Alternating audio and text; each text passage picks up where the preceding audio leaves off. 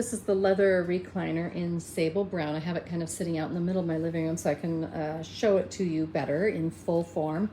As you can see, the leather has almost a mottled look with kind of darker tones to it.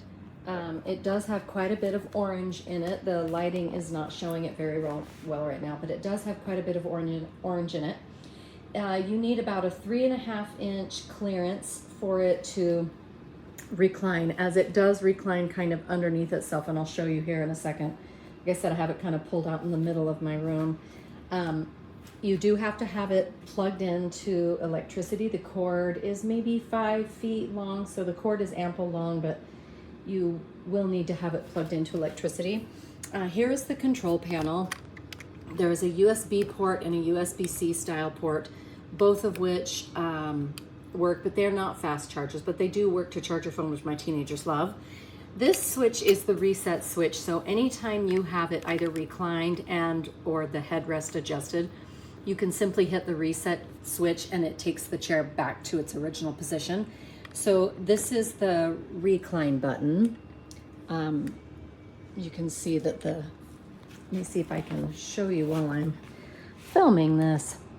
The head goes back, the feet come out, and then you can hit the reset button and it automatically takes it back up. I am going to show you the clearance that you do not need much at all. So I've set it up against the back of my other sofa here, so there's a little bit of room between the chair and the sofa, and if you watch, it never really does extend past that. Let's see.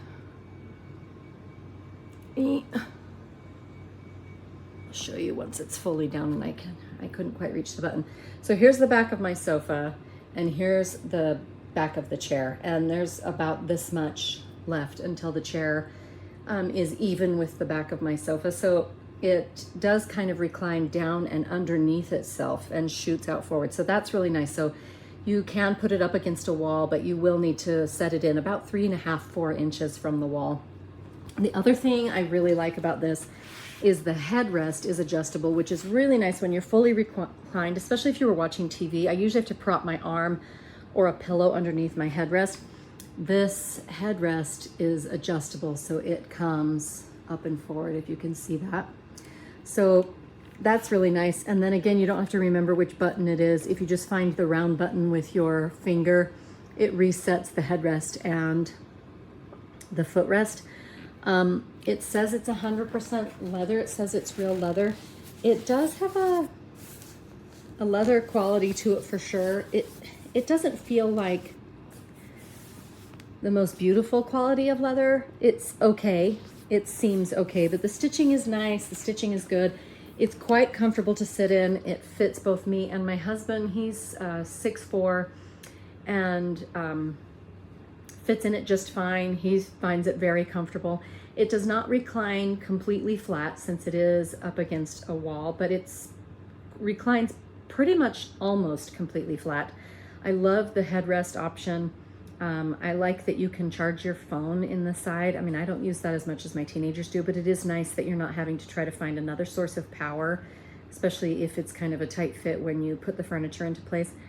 The overstuffed kind of arms are comfortable. They're not too high when you sit in them. It's a little bit of a lower armrest.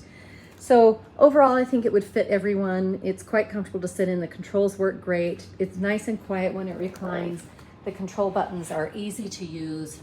I don't love the color of the leather. I mean, I kind of knew what I was getting, but it's a little more orange than I was expecting. But it is a sable brown. It is as advertised, so it's good. For this price, the leather feels a little too shiny or kind of plasticky. I do think it is real leather, but it doesn't feel like the best quality leather to me.